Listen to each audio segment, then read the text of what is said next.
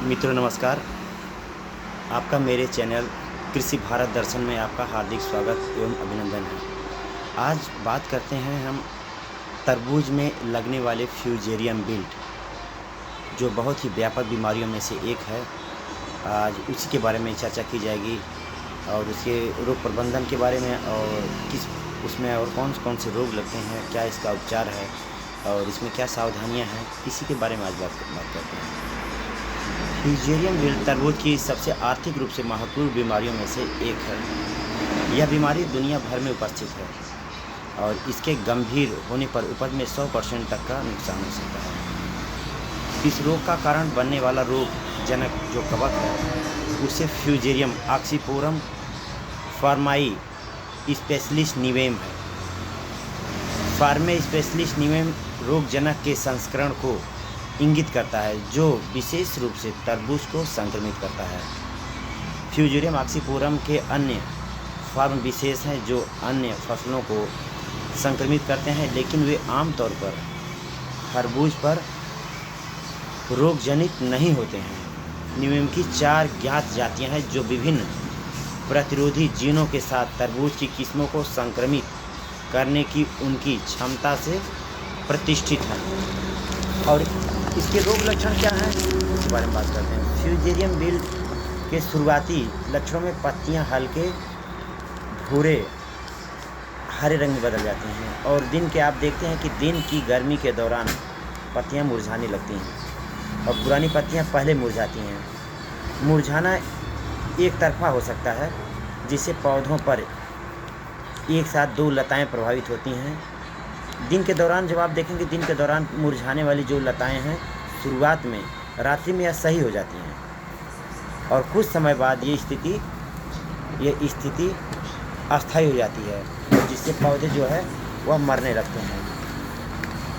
निचले तनों के संवहनी ऊतकों में भूरे रंग की धारियां देखी जा सकती हैं और लताओं में फैली हुई देखी जा सकती हैं। संक्रमित पौधों पर बनने वाले फल छोटे और बेडौल होते हैं और उनके साथ उनमें दरारें पड़ने या धूप से झुलसने की प्रवृत्ति होती है। आप देखते होंगे कि फलों पे धब्बे ऐसे टाइप में पड़ते हैं जो चित्ते धब्बों के रूप में आते हैं और फल जो है वह मुरझाने लगता है, क्योंकि फ्यून मृदा जनित रोग है। संक्रमित पौधे अक्सर खेत के भीतर समूहों में होते हैं। इन समूहों का आकार साल दर साल धीरे धीरे बढ़ता जाता है। फ्यूजेरियम विल्ट के लक्षण अन्य संवहनी विल्ट रोग एवं वर्टिसिलियम विल्ट के समान है। इस रोग के कारण को सत्यापित करने के लिए परीक्षणों की आवश्यकता होती है। इसके लिए क्या अनुकूल परिस्थितियां हैं, बताते हैं इसके बारे में कि यह कैसे पनपता है या किस प्रकार लगता है।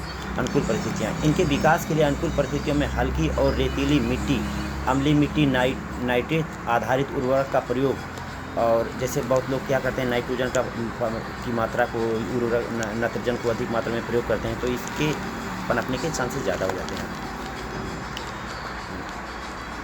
और पौधे परजीवी, जैसे पौधे में निमाटोड, जैसे आप देखते होंगे जड़ों में गांठ बनने की प्रक्रिया होती है, जो सारी उसके रूट खत्म हो जाते हैं और जड़ों में गांठ सा छल्लेनों का आकार का बनना प्रारंभ होता था। जिस मिट्टी में निमाटोड पाए जाते हैं उसमें यह विल्ट लगने का चांस जो है बढ़ जाता है। निमाटोड जैसे रूटनाट निमाटोड की उपस्थितियाँ शामिल है। वसंत ऋतु में ठंडी नम स्थितियाँ जड़ों के संक्रमण को बढ़ावा देती हैं, लेकिन मुरझाने के लक्षण की अभिव्यक्ति गर्म शुष्क अवधि के दौरान सबसे अधिक स्पष्ट होती है, जब पौधों पर पानी की मांग बढ़ती है। जैसे जैसे पौधों में पानी की मांग बढ़ती है, तापमान में बढ़ोतरी होती है, उसी तरह से इसमें इसके जो लक्षण है वो स्पष्ट दिखाई देने चालू हो जाते हैं। अब इसका कैसे रोग प्रबंधन करेंगे उसके बारे में बात कर लेते हैं। संक्रमित प्रत्यारोपण के परिणाम स्वरूप खेतों में बड़े पैमाने पर रोग विकसित हो जाता है, इसलिए रोपण से पहले यह सुनिश्चित कर लेना चाहिए कि उपकरण को अच्छी तरह से साफ कर लेनी चाहिए और तरबूज की खेती लगातार 2 से अधिक बार एक ही खेती में नहीं करनी चाहिए। क्षेत्र को बदल देना, 1-2 सालों के बाद करने के बाद उस क्षेत्र को बदल देना चाहिए, क्योंकि यह कवक 20 वर्ष तक मिट्टी में जीवित रह सकता है या 20 वर्ष तक आप मिट्टी में रह सकता है। रोग प्रतिरोधक क्षमता का दूसरा रूप तरबूज के पौधों पर लौकी या स्क्वैश जड़ स्टॉक्स पर लगाना चाहिए, जो फ्यूजेरियम विल्ट के प्रति प्रतिरोधी है, क्योंकि रोग जड़ों के माध्यम से ही फैलता है। फ्यूजेरियम विल्ट ग्राफ्टिंग पौधों में नहीं फैल पाती है, यद्यपि यह विधि काफ़ी महंगी है। फ्यून 20 वर्षों तक अति संवेदनशील पौधों की अनुपस्थिति में मिट्टी में व्यवहार रह सकता है। इस बीमारी के प्रबंधन के लिए दीर्घकालिक फसल चक्र निश्चित ही अपनाना चाहिए। जैसे फसल चक्र को अवश्य ही अपनाना चाहिए। अगर विल्ट को आपको ख़त्म करना है तो इसलिए आप फसल चक्र को ही अपनाकर खेती करें। प्रबंधन के लिए दीर्घकालिक फसल चक्र अपनाना चाहिए। एक अध्ययन में पाया गया कि नीम फूल का स्तर 1 वर्ष के बाद 20%, 2 वर्ष के बाद 40%, 3 साल के बाद 50% तक गिर जाता है। इसलिए लगातार तरबूज की खेती 2 साल बाद आप उस खेत से बदल देना चाहिए। आप देखते हैं कि जैसे आपने तरबूज की खेती की है, अगर आपको प्रोडक्शन ज़्यादा है, उसके बाद दूसरे साल उसका प्रोडक्शन कम हो जाएगा, तीसरे साल उसका प्रोडक्शन कम हो जाएगा। बस ठीक है मित्रों, नमस्कार। बस आज के लिए आप मुझे विदा कीजिए और आगे फिर आपको दूसरे रोग के बारे में चर्चा की जाएगी और दूसरे रोग के बारे में आपसे फिर पुनः मिलूँगा। तब तक के लिए धन्यवाद।